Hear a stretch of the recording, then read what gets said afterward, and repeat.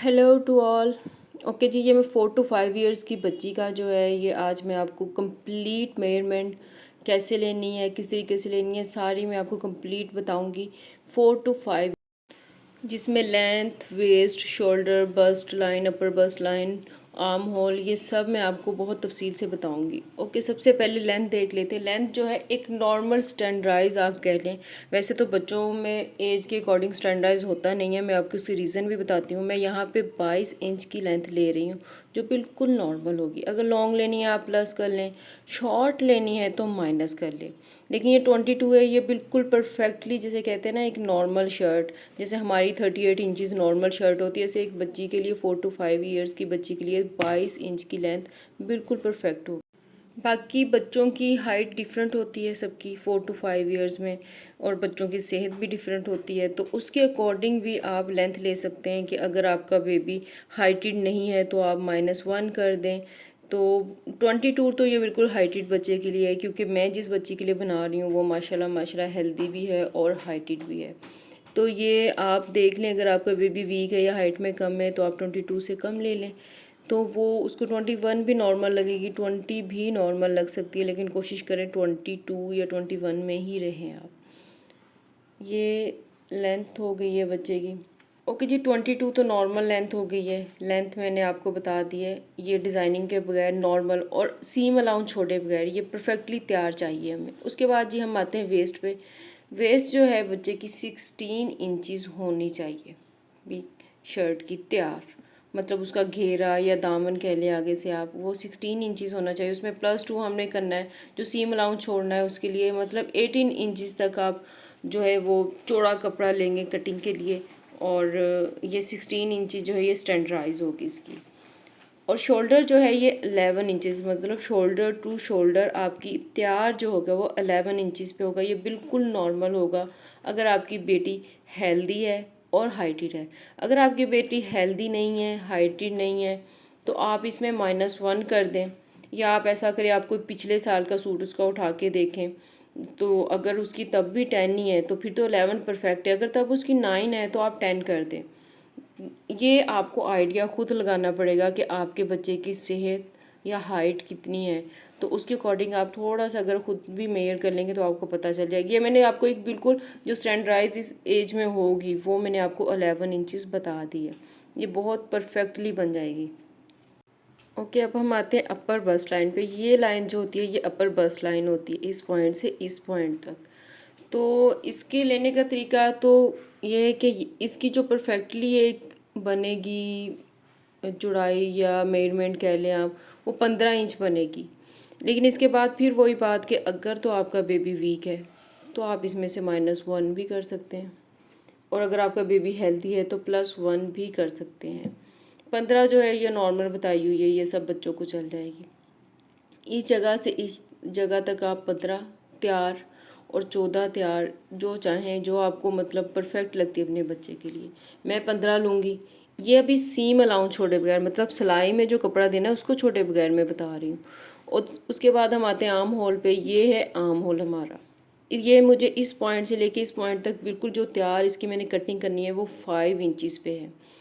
5 inch ये मुझे तैयार परफेक्ट वाला चाहिए, इसमें कोई कटिंग का या सीम अलाउंस का मैंने अभी नहीं छोड़ा। ओके, यहाँ पे हम ये जो है ऊपर सिलाई के लिए जो है 0.5 इंच, मतलब आधा इंच ऊपर छोड़ेंगे, और आधा इंच जो है वो कंधे की शेप देने के लिए, क्योंकि कंधा हमारा स्ट्रेट नहीं होता। अगर स्ट्रेट हो तो वो बैठता नहीं है, तो उसको हम बिठाने के लिए भी 0.5 या आधा इंच जो है उसको शेप में कटिंग के लिए, मतलब ये टोटल 6 इंचज़ पे है, वो हम आर्म होल लेंगे। ओके, ये हमारी 3 4 5 5 जो है मेजरमेंट मैंने आपको ज़रूरी जो है वो मैंने बता दी हैं। हमारा जो शर्ट है वो शेप में डालने के लिए ये 5 मेजरमेंट्स जो हैं वो बहुत ज़रूरी हैं।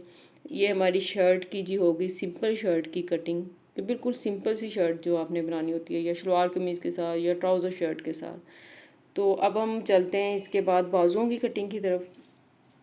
बाजुओं के लिए हमें जो चाहिए, बाजुओं की लेंथ, ये लेंथ जो है हमारी 13 इंचज़ होगी तैयार पे, क्योंकि ये सर्दियों का कपड़ा है। अगर तो ये शॉर्ट हुई तो बच्चा उसे खींचता रहता है नीचे की तरफ, और ये वेस्ट जो है ये हमने 6 इंचज़ लेनी है, इस पॉइंट से लेके इस पॉइंट तक ये हमारी 6 इंचज़ होगी जहाँ तक हमारी कटिंग होगी। ये +1 जो है ये मैंने सीम अलाउंस के लिए आगे छोड़ने के लिए 7 इंचज़ हम ये फैब्रिक ले लेंगे। और इसी तरह यहाँ पे सीम अलाउंस के लिए ये हम 14 इंचज़ ले लेंगे। और ये यहाँ से लेके यहाँ तक जो हमारी शेप बन रही है ये 6 इंचज़ में बन रही है।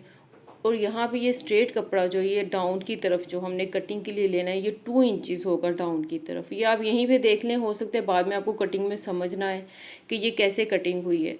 ये 6 से लेके 2 इंचज़ तक का हमने एक बॉक्स बनाना है और उसके बाद हमने इसको शेप देनी है। यकीनन आपको समझ आ गया होगा कि ये मैंने क्या बताया आप लोगों को। अगर नहीं समझ आया मुझे पूछ सकते हैं, मैं आपको दोबारा भी समझा सकती हूँ। इस पॉइंट से इस पॉइंट तक 6 इंचज़ और ये डाउन की तरफ जो ऊपर से डाउन की तरफ शेप देने के लिए ये मैंने 2 इंचज़ ली है। और ये हमारे बाजू की कटिंग की शेप कुछ इस तरह होती है। तो इसको और ये जो मैंने लाइन लगाई है ये हमें तैयार बाजू है। ये आगे जो बचा हुआ है ये सीम अलाउंस है, इसको सीम अलाउंस बोलते हैं। ये आगे आर्म होल जो है ये बाजू की जो ओपनिंग है ये आप तकरीबन रख सकते हैं 4 to 5। ओके, अब हम आते हैं कमीज़ की कटिंग की तरफ। सबसे पहले ये मैंने लिया है, ये मैंने इसकी लेंथ लिया है ऑलमोस्ट 24 इंचज़। 2 इंचज़ जो है मैंने एक्स्ट्रा छोड़ा है और जो चौड़ाई है इसकी मैंने ली है 18 इंचज़। और यहाँ पे भी मैंने 2 इंचज़ एक्स्ट्रा छोड़ा है। ये मैंने दो फैब्रिक ले लिए हैं, दोनों को डबल फोल्ड कर लिया। एक हमारा फ्रंट है, एक हमारा बैक है।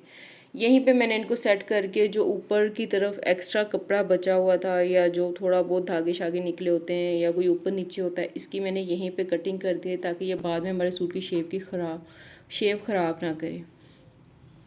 ओके, अब हम आते हैं कटिंग की तरफ। प्रॉपर कटिंग शुरू करते हैं।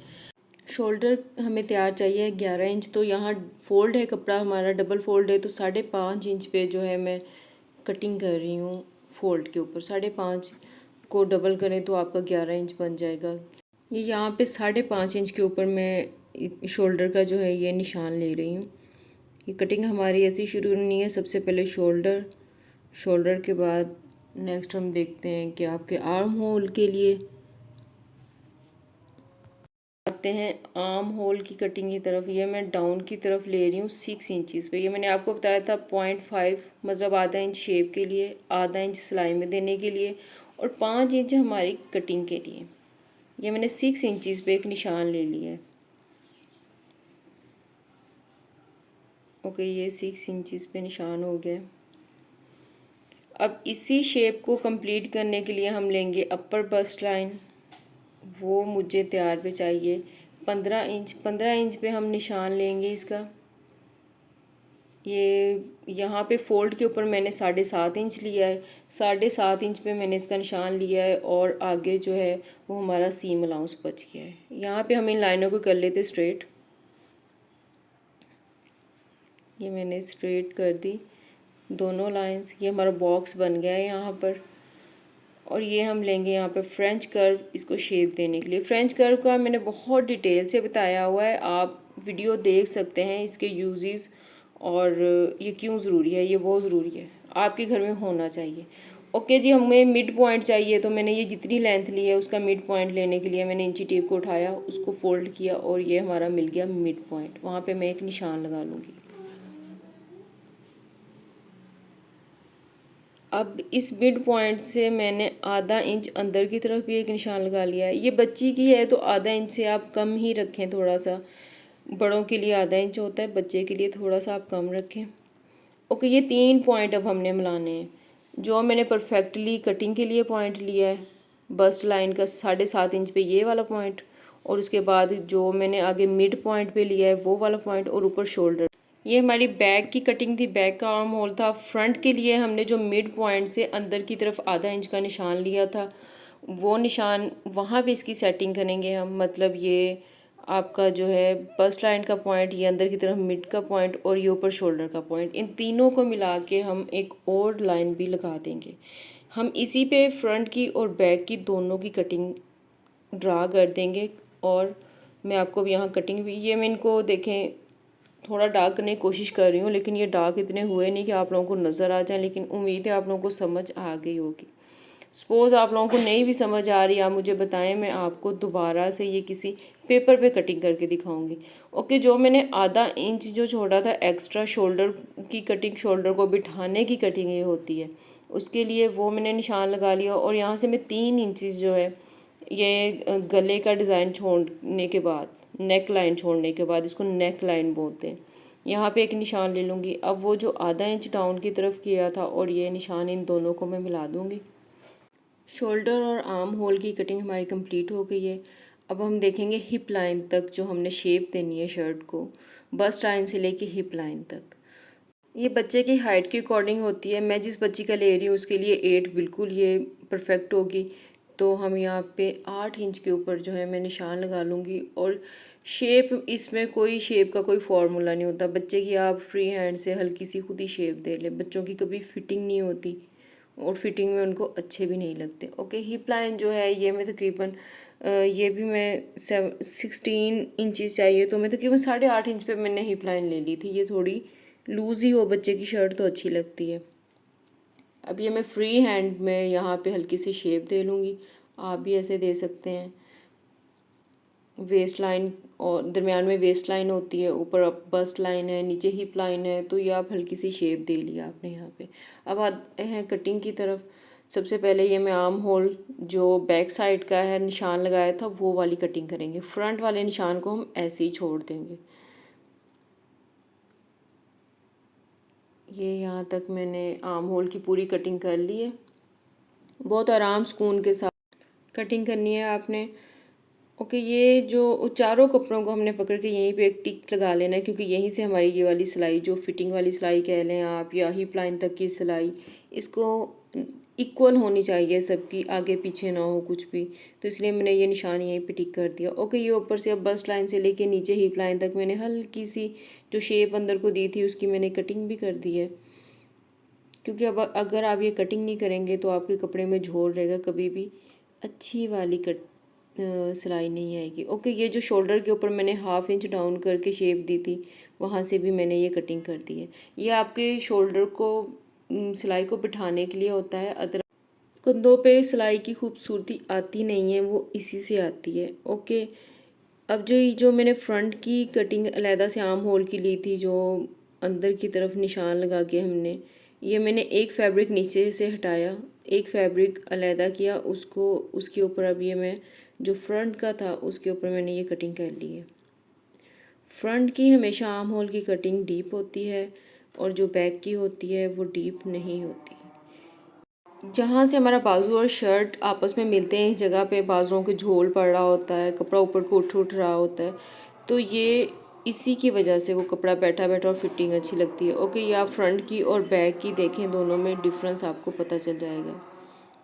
ये हमारी शर्ट की कटिंग हो गई है कंप्लीट, इसको हम कर देते हैं साइड पे। अब हम आते हैं बाजुओं की कटिंग की तरफ। बाजुओं के लिए आपने 14 इंचज़ लेंथ और 14 इंचज़ ही वेस्ट लेनी है, और इसको आपने कर लेना है फैब्रिक को फोल्ड। ये हमारा एक बाजू हो गया। इसी तरह हमने दूसरा बाजू भी फोल्ड करके सेट कर लेना है। ये फोल्ड करने में तकरीबन 7 इंच है, 7 इंच ही चाहिए हमें, इससे ज़्यादा नहीं चाहिए। दोनों बाजू हम सेट कर लेते हैं। ओके, ये बाजू हो गए सेट। अब हम आते हैं कटिंग की तरफ। सबसे पहले 6 इंच पे मैं एक निशान ले लूँगी, जैसा कि आपको मैंने पहले ही बताया था बाजू की शेप बना के, कि मुझे 6 इंच तक चाहिए बाजू फोल्डिंग में। 6 इंच पे मैंने निशान ले लिया। अब ऊपर से डाउन की तरफ, ये आप देखें मैंने कैसे निशान लिया, ऊपर से डाउन की तरफ 2 इंचज़ पे मैंने एक निशान ले लिया है। ये हमारा एक क्रॉस बन गया है। अब यहाँ तक जो है मैंने बाजू की शेप बनानी है, जो ऊपर से शोल्डर की तरफ से कटिंग होती है, वो शेप मैं आपको भी बना के दिखाती हूँ। ये जो मैंने 6 इंचज़ तक और ऊपर से डाउन की तरफ 2 इंचज़ पे जो मैंने निशान लिया था, अब वहाँ से मैंने फ्रेंच कर्व को सेट किया है और ये बाजू की मैंने शेप बना दी है। आप देख लें ये कैसे बनी है शेप, कैसे मैंने फ्रेंच कर्व को सेट किया हुआ। बहुत डीपली शेप नहीं होती या कुछ ऐसा, बस एक नॉर्मल सी फ्री हैंड में आपने ये अच्छी सी शेप दी। पॉइंट्स जहाँ मिलेंगे अच्छे से आपको पता चल जाएगा। फ्रेंच कर्व खुद ही सेट हो जाता है। फ्रेंच कर्व को सेट करना कोई इतना बड़ा मिस्ट्री नहीं है, आप 2-4 बार सेट करेंगे आपको इसकी समझ आ जाएगी। इसके बाद हम कर लेंगे कटिंग। ये शोल्डर की तरफ से जो बाजू की कटिंग होती है वो कटिंग हो गई है। अब हमने नीचे जो बाजू की ओपनिंग कह लें, ये हम ले रहे हैं तकरीबन, थोड़ा लूज़ ही हो बच्चे के तो अच्छा रहता है, बच्चे को पहनाना इजी हो जाता है। 4.5-5 इंच जितना आपका मूड हो। मैं यहाँ पे 5 इंचज़ पे ले रही हूँ। थोड़ा सा मैंने एक्स्ट्रा भी छोड़ लिया कि बाद में नहीं सही लगा तो कटिंग कर दें आप दोबारा। लेकिन पहले आप कोशिश करें कि फैब्रिक बचा जाए, कि तंग ना हो। बच्चे के कपड़े तंग अच्छे नहीं लगते, वो पहनने में भी अनईज़ी होता है। तंग करता है बच्चा कि मुझे ये ड्रेस पसंद ही नहीं है जो पहनने में अनईज़ी हो। तो ये मैंने थोड़ा लूज़ लूज़ ही रख लिया है। अगर मुझे कुछ लगा कि ज़्यादा हो गया है तो मैं इसे बाद में थोड़ा थोड़ा दोबारा कटिंग कर दूँगी। ओके, ये चारों फैब्रिक को हम पकड़ के जहाँ से मेरी सिलाई का परफेक्ट पॉइंट आता है मैं वहाँ पे निशान ले लूँगी एक। ये मैंने कटिंग करके निशान लिया है, नज़र नहीं आया लेकिन सेम वैसे लिया है जैसे शर्ट पे लिया था। ये बाजुओं की कटिंग अभी कंप्लीट नहीं हुई। अभी मैंने फ्रंट के बाजुओं की कटिंग अलहदा होती है, बैक की अलहदा होती है। ये बैक की कंप्लीट होगी। अब हम इसको दोबारा सेट करेंगे और फ्रंट की कटिंग लेंगे। ओके, दोबारा हमने उठाया फ्रेंच कर और यहाँ पे अब मैंने थोड़ी सी, आपने नीचे से स्ट्रेट वाली साइड लेनी है फ्रेंच कर की, क्योंकि ये कटिंग जो फ्रंट की होती है थोड़ी सी अंदर की तरफ होती है। तो ये देखें मैंने सेट किया है और इसको हल्की सी बस शेप देनी है हमने। कोई बहुत ज़्यादा डीप शेप नहीं देनी, कोई हम फिटिंग में नहीं बना रहे, कोई कुछ नहीं, जस्ट इतनी शेप दे रहे हैं कि बच्चे के पहना हुआ बस खूबसूरत लगे। यहाँ पे मैंने हल्की सी शेप दी है और अब मैं इसको करती हूँ कटिंग।